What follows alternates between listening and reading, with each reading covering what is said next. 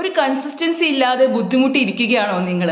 അതായത് ഡെയിലി ഓരോ കാര്യങ്ങൾ ചെയ്യണമെന്ന് മനസ്സിൽ തീരുമാനിക്കും, 2 ദിവസം ആ മോട്ടിവേഷനിൽ മുമ്പോട്ട് പോകും, 3-ാം ദിവസം ആകുമ്പോഴത്തേക്കും മടി കാരണം ചെയ്യാൻ കഴിയുന്നില്ല, അതവിടെ നമ്മൾ നിർത്തിവെക്കും.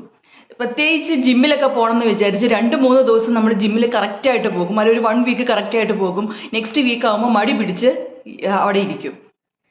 കൺസിസ്റ്റൻസി എന്ന് പറയുന്നത് നമ്മളുടെ ഉള്ളിലേക്ക് വരണമെങ്കിൽ ആദ്യം ചെയ്യേണ്ടത് എന്താണെന്നറിയാമോ? നമ്മുടെ മൈൻഡിനെ അതിനനുസരിച്ച് സെറ്റാക്കുക എന്നുള്ളതാണ്. അതായത് പുതിയൊരു കാര്യം നമ്മളുടെ ജീവിതത്തിൽ വരുമ്പം നമ്മുടെ സബ് കോൺഷ്യസ് മൈൻഡിന് അതൊരു പുതിയ കാര്യമായിരിക്കും. അപ്പോൾ അത് വേണ്ട വേണ്ട എന്നുള്ളതായിരിക്കും സബ് കോൺഷ്യസ് മൈൻഡ് അതിലേക്ക് പറഞ്ഞുകൊണ്ടിരിക്കുന്നത്. അപ്പോൾ അതുകൊണ്ട് തന്നെ നമ്മളൊരു പുതിയ കാര്യം ചെയ്ത് 2-3 ദിവസം കഴിയുമ്പം നമ്മുടെ മനസ്സിന് അത് അഡ്ജസ്റ്റ് ആയി വരുന്നില്ല. അപ്പോൾ സബ് കോൺഷ്യസ് മൈൻഡ് പറയും വേണ്ടാന്ന്. അപ്പോൾ നമ്മൾ എന്ത് ചെയ്യും? അവിടെ തന്നെ നിൽക്കും. അതായത് നമ്മൾ അതിനുവേണ്ടി ഒരു ആക്ഷൻ എടുക്കുന്നില്ല.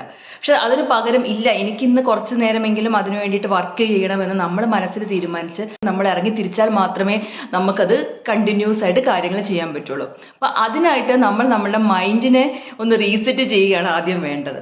ഇപ്പോൾ ഒരു ഗോൾ ഉണ്ടെങ്കിൽ ആ ഗോൾ എന്താണെന്ന് തീരുമാനിച്ച്, ഇപ്പോൾ നമുക്ക് എക്സസൈസ് കണ്ടിന്യൂസ് ആയിട്ട് ചെയ്യണമെന്നാണ് നമ്മുടെ ആഗ്രഹമെങ്കിൽ നമ്മൾ അതിന് വേണ്ടിയിട്ട് ഒരു 1% എങ്കിലും ആക്ഷൻ എടുക്കുക എന്നുള്ളതാണ്. അറ്റോമിക് ഹാബിറ്റ്സ് എന്ന് ജെയിംസ് ക്ലിയറിൻ്റെ ബുക്കിൽ വ്യക്തമായിട്ട് പറഞ്ഞിട്ടുണ്ട്.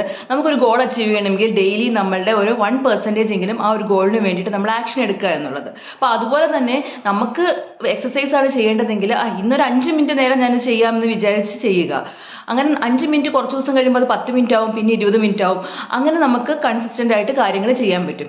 അപ്പോൾ ഇതിന് വേണ്ടിയിട്ട് ചില ആൾക്കാർക്ക് ആരുടെയെങ്കിലും ഒരു ഹെൽപ്പ് വേണം, ഒരു മെൻറ്ററിൻ്റെ ഹെൽപ്പ് അല്ലെങ്കിൽ ഒരു കോച്ചിൻ്റെ ഹെൽപ്പ് ആവശ്യമായിരിക്കും. അങ്ങനെയുള്ളൊരു മൈൻഡ് കോച്ചിൻ്റെയോ ലൈഫ് കോച്ചിങ്ങിൻ്റെയോ ഹെൽപ്പ് നേടുന്നത് നന്നായിരിക്കും. ആർക്കെങ്കിലും എൻ്റെ അണ്ടറിൽ കോച്ചിങ് നടത്താൻ താല്പര്യമുണ്ടെങ്കിൽ നിങ്ങൾക്ക് എൻ്റെ ക്ലാസ്സിൽ ജോയിൻ ചെയ്യാമെന്നാണ്. വാട്സാപ്പ് ത്രൂ എന്നെ കോൺടാക്ട് ചെയ്യുക.